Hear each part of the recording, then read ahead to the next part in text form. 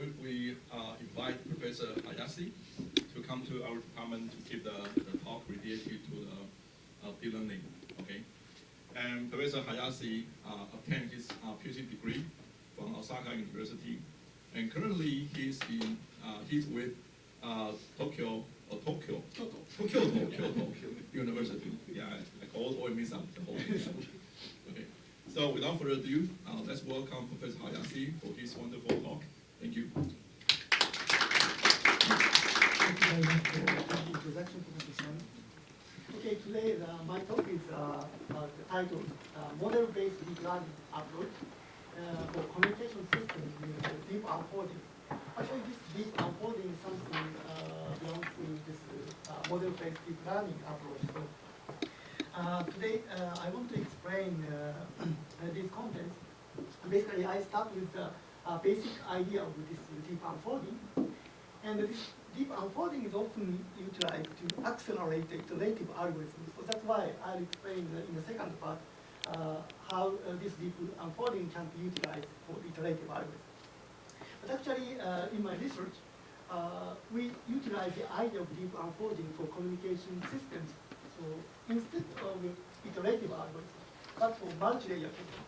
Because in typical communication systems has a structure of multi-layer filter. That's why we can apply the idea of this deep unfolding for communication systems. So these are the basic outline of my talk. Okay, let me start with the basic idea of deep unfolding. And when we consider about the approaches of signal processing, we can consider two extreme cases. The one is this model-based approach. In this case, signal processing is based on some kind of domain knowledge. And that's why the classical signal processing approach typically belongs to these categories, right? And in this case, many signal processing tasks is formulated as an optimization problem, and such kind of optimization problem is solved by using iterative algorithms. Now, what is good with this approach is that it is very easy to interrupt the parameters or system model itself. But the problem can be, it lacks a kind of flexibility in many cases. So this is one extreme case. And the other case could be a data-driven approach. Maybe I should say deep learning approach, almost in the same meaning. As you know, this deep learning, we have seen that huge success in many fields.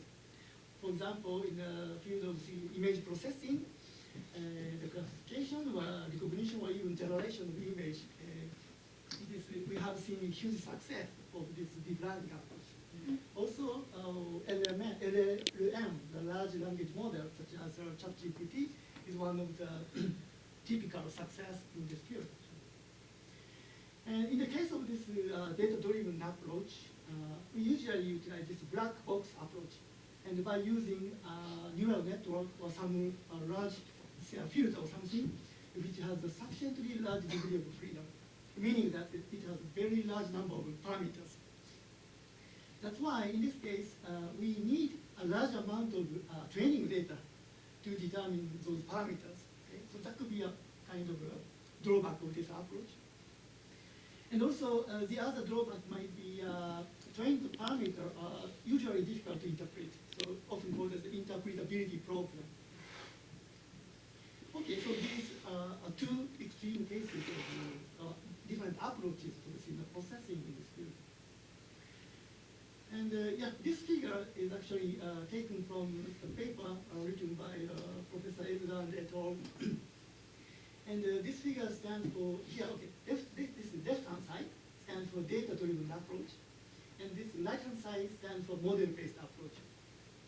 And you can see two different arrows here. And this red color stands for the amount is something very large. So in this case, for example, this arrow stands for the amount of data to train. So in the case of a data-driven approach, we need a large amount of data to train, right? Compared to this model-based approach. On the other hand, this model-based approach requires a much large amount of domain knowledge to design this kind of system compared to this data-driven approach. And yes, of course, we can consider something between these two extreme cases. I mean, this one. Actually, this is the focus of my talk today. And this kind of approach are called model-based machine learning or model-based deep learning approach. The good thing is that this MIT approach can enjoy the merits of both this model-based approach and the data-driven approach. For example, the advantages of this model-based deep learning or machine learning are summarized in this slide. Firstly, we can effectively utilize the domain knowledge or maybe mathematical models for the system. That's why we can reduce the number of parameters in the system, which results in it requires less levels of data or maybe training data. So maybe the training time can be shortened. And also, maybe this interpretability of the system might be better than fully data-driven approach. Okay? So that's why we have considered or focused on this model-based deep learning approach in this study. Among them, this deep unfolding, this is also one of the model-based deep learning approaches. And it is a framework. This can be applied to accelerate iterative algorithms. I will explain the detail of this approach later. And intuitively, this iterative algorithm, which is a kind of iterative algorithm in the time domain, can be unfolded into a multi-layer computation graph, and with some kind of learnable parameters in the graph. And then these parameters are trained by using some kind of data. This is some kind of data-driven part of the system. But the number of parameters embedded in this computation graph will be much less than typical deep learning system. So that's why we can achieve a very efficient learning process. And with this approach, we can typically improve the convergence performance, such as convergence rate or maybe steady state error. This is the outline of the deep unfolding approach. Okay. And yeah, here, this slide stands for explaining the concept of this deep unfolding. Okay.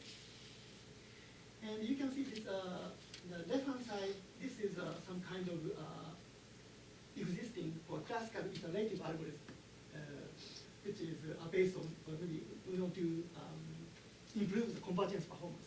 For example, this can be LMS algorithm or RS algorithm or ESTAR in complex sensing, whatever.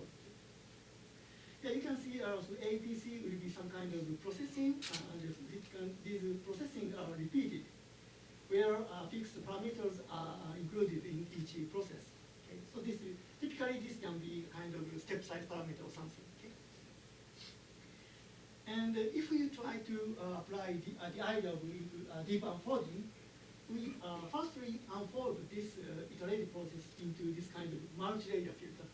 Here you can see these process A, B, C are repeated with a multi-layer manner. Okay? And then what we do is that we prepare training data here, and which is inputted to this multi-layer filter, and also supervised signal is used to calculate the loss of the from between the output of this final layer and this supervised signal. And by using this loss function, result of this loss function, we calculate gradient of parameters with a back propagation, and this information is sent to the optimizer, such as SGD or ADAM or RSplot or whatever. You can utilize any optimizer here. And by using this optimizer, you can update the parameters here. The point is that in this case, for example, this step size parameter can be a kind of time variant parameter. Of course, time variant parameter can be utilized in the classical system as well, but usually it is very difficult to determine how to control this time variant parameter, right?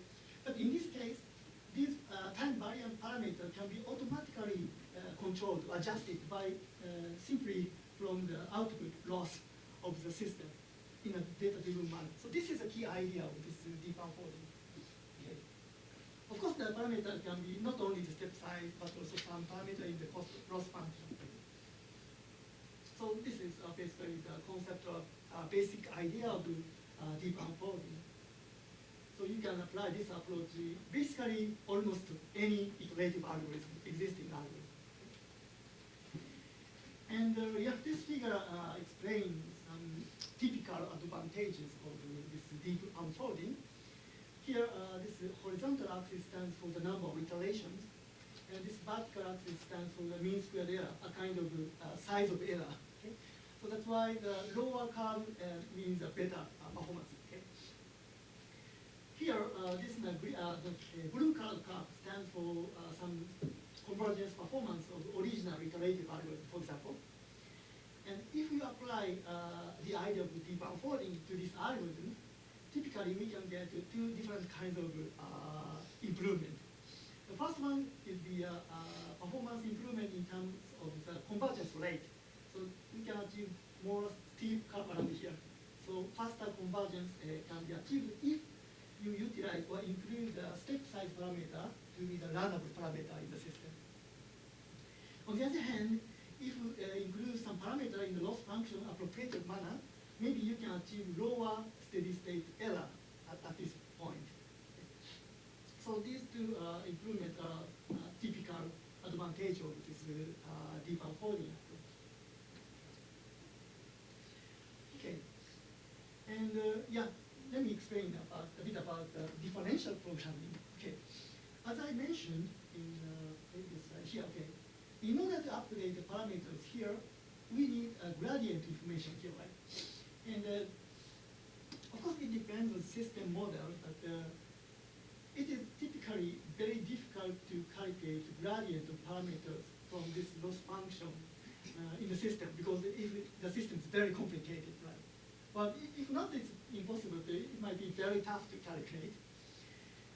In such cases, the idea of this differential programming can be used. What is this differential programming?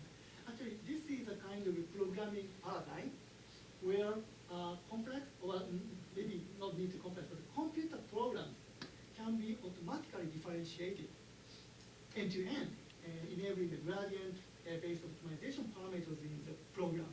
So this is actually ideal. And this concept has been originally proposed by Professor Yang Kanneto, actually. And this kind of functionality is included in many neural network frameworks, such as a collection of essential technologies for deep learning, such as TensorFlow, PyTorch, or Julia++. I guess many of you are familiar with this kind of thing. By using these frameworks, you can automatically calculate the differentiation of programs. Okay, let me explain by using a very simple example for this differential programming. Okay? Here we consider sine function, okay? And we consider to differentiate the first derivative of this sine function. Of course, it is cosine function, but let me explain as an example. Okay? Firstly, we consider this sine function, the Taylor transform, Taylor expansion, this expression. Okay? And then, in order to calculate this Taylor expansion with computer programming, we truncate this expansion at some point here up to I. Okay? Here, the T sine means the truncated version of the sine function. Okay? And this T sine function can be calculated, of course, any kind of programming language.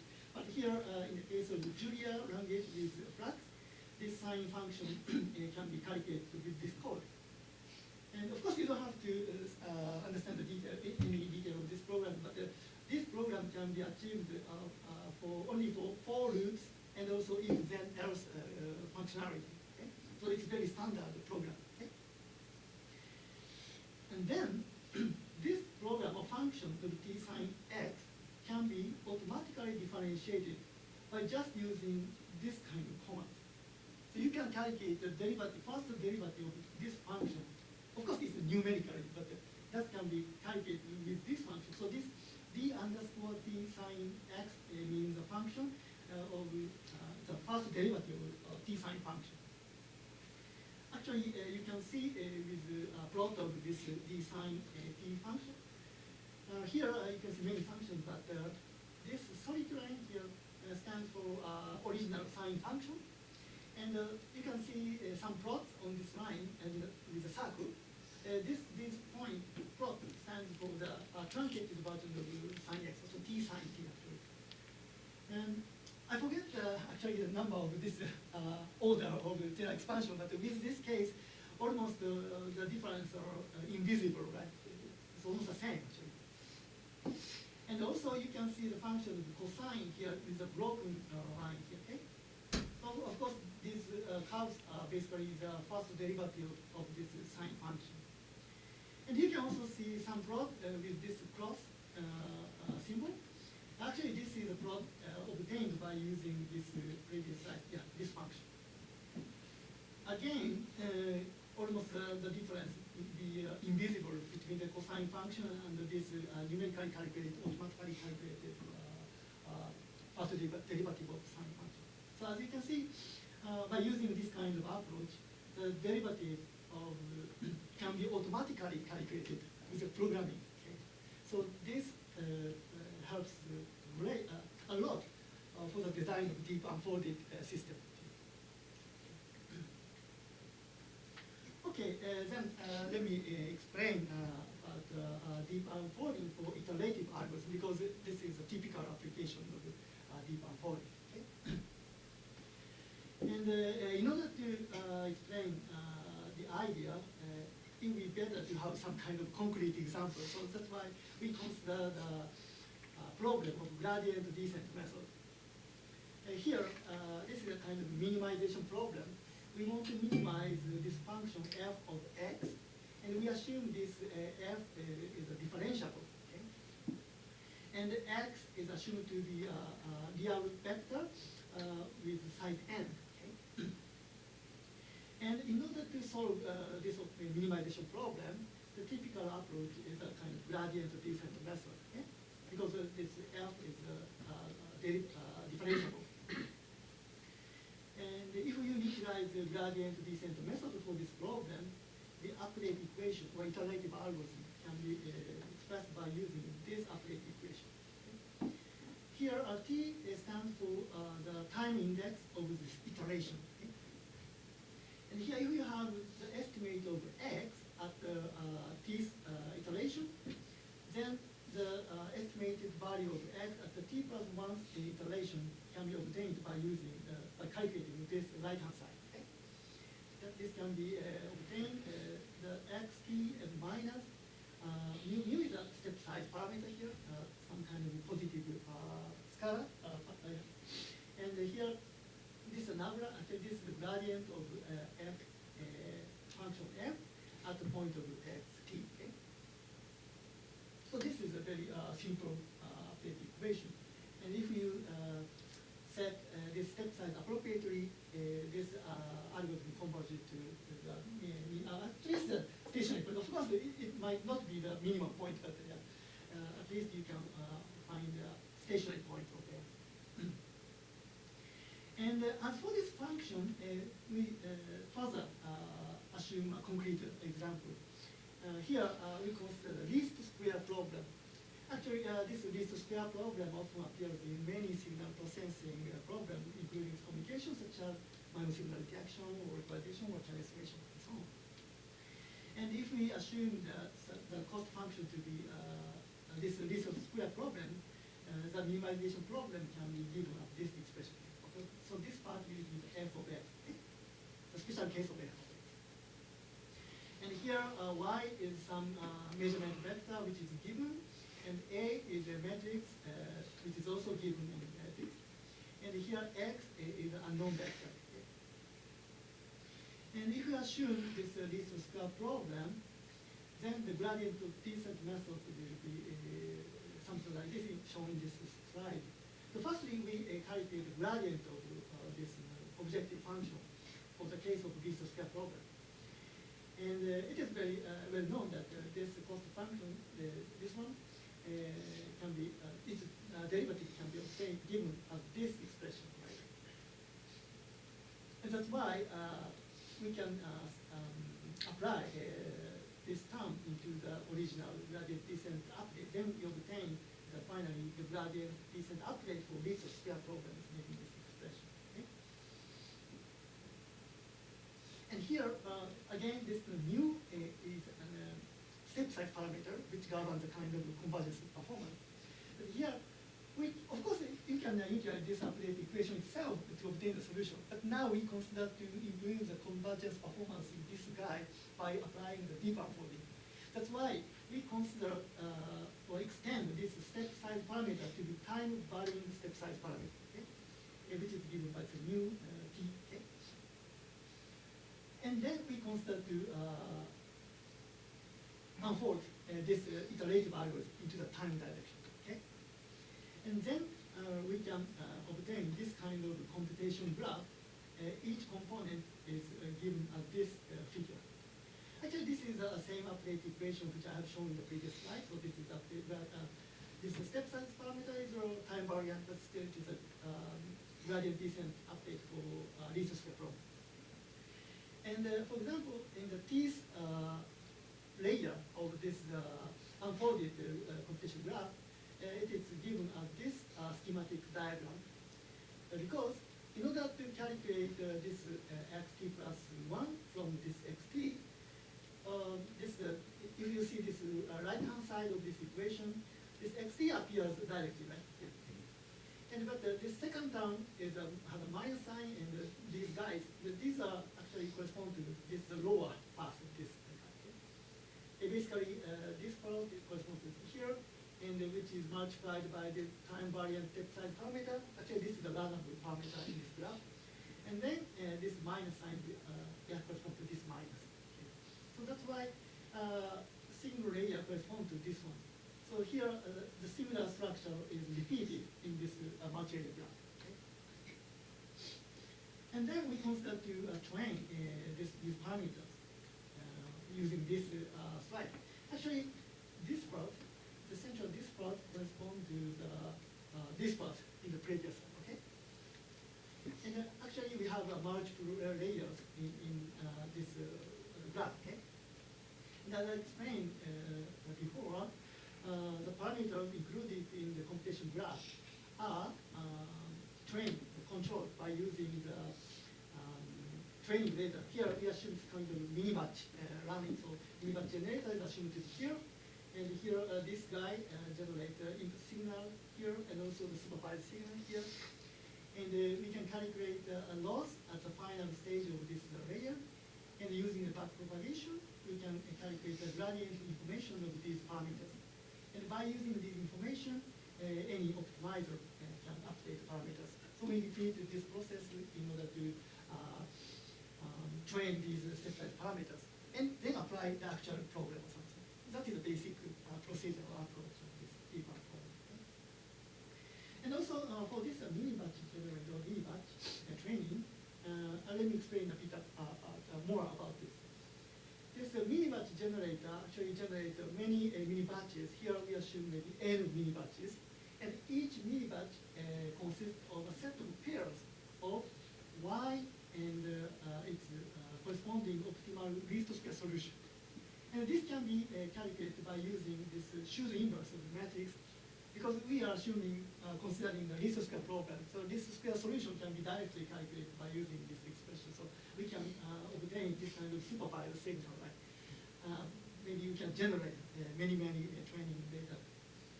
And yeah, so these kind of data are included in each mini batch. Okay? And by using this mini batch, we calculate the backpropagation and the parameter update. We repeat this kind of training process to obtain or to train the parameters included in the system. This is the idea. And yeah, also incremental training. So this is also typical training method employed in this deep unfolding. But this is a kind of training method. And the number of iterations, in the case of multi-layer expression, the number of layers of the multi-layer system is gradually increased during the training process.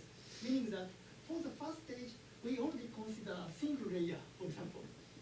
And then we train the parameter included in this single layer.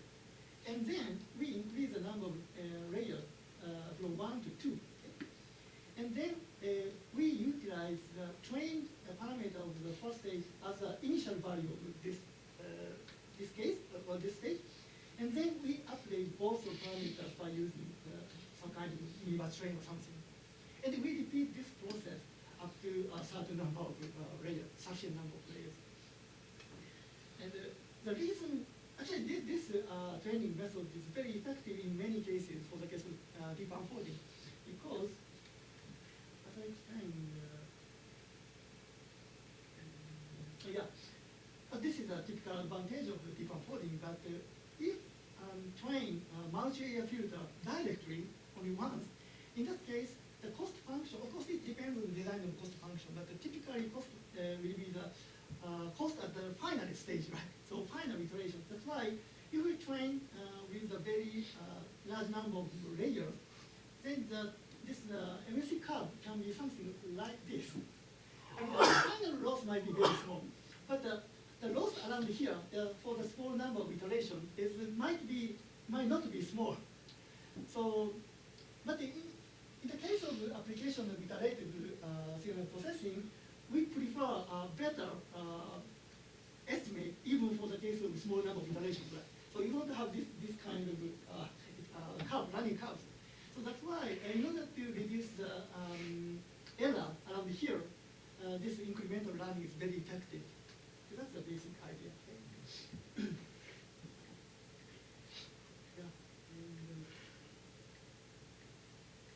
Yes. And finally, this is a kind of example of the convergence performance for the case of this lithosphere problem, where the gradient descent approach is used also for the deep unfolded gradient descent approach as well. Here, this is the number of iterations, and this is a mean-squared error, so lower the better performance. Okay? And here, this is the kind of performance of original gradient descent method. Of course, step size parameter is set to be either a fixed one, but selected is the best choice, actually. But by using deep unfolded gradient descent method, we can achieve better performance compared to what this one is. There are two curves here, and which correspond to the case of t equal 2 and 8, and meaning that actually these are the number of layers of the multi-layer filter. And even in the case of 2 or 8, we have updated up to 50 here. And meaning that actually we trained this down for example, in the case of 2, we trained only 2 layers. But obtained results are actually used in a repeated manner up to this 50. Of course, we can also consider t can be 50. But even if a small number of multi-layer filters, and if you utilize this in a repeated manner, you can still achieve some kind of acceleration of the convergence. Okay. So this is just one example. And actually we have applied this kind of convergence acceleration for many signal processing algorithms for complex sensing or maybe communication systems so far. But of course you can find many, I think, examples recently. Okay, but today let me explain, focus on a little bit different approach of this deep unfolding as the last part of my talk. And yes, as I explained, the deep unfolding is typically applied for this iterative algorithm. But we can also apply this idea of this deep unfolding for multi-layer filter. And as I mentioned, communication system, including optical communication or wireless communication, both the transmitter and the receiver are basically have some kind of structure of multi-layer, right? So that's why it may be possible to train all parameters, including, for example, actually this is an example of receiver of optical communication systems, where, for example, the wavelength dispersion is compensated here, and receiver in-phase, quadrature phase imperfection are compensated here, or maybe this one is a multi-detection, or I should say polarization division multiplexing signal detection is performed here. So this kind of filter requires some kind of parameter tuning, right? And all parameters might be controlled thoroughly based on the final output signal by using the idea of deep unfolding. So this is a basic idea to utilize deep unfolding in kind of communication system. And actually, we have succeeded to apply this idea for optical communication system. Actually, this is a paper which we wrote with this Aikawa. Dr. Aikawa is a guy from NEC. It's a collaboration with the company. And yeah, we have succeeded to control these parameters, not only simulation, but also the experiment as well. But I thought that, okay, this approach might be applicable for any communication system, not only optical communication, but also wireless communication, for example. And maybe, okay, the idea might be something like this. In typical classical communication system has this kind of multi-layer structure, right, as I mentioned. But in the case of classical communication systems, each filters or each filter or components of this multi-layers are controlled independently, typically using some kind of estimated value of parameters. Right? However, for example, the estimation of transmit in-phase, quadruple-phase imbalance parameters might be very difficult to estimate from the received signal because the parameters are typically very, very small, and other impairments might be also included in the signal. So that's why it is typically very difficult to estimate, correctly or accurately estimate these parameters. So that's why maybe other approach is something like this. If you prepare a single filter, or maybe neural network, with sufficiently large degree of freedom, then maybe you can compensate all impairments or distortions by using single filter. And this single filter can be controlled by using the output of the output error of the signal. With this approach, maybe you don't need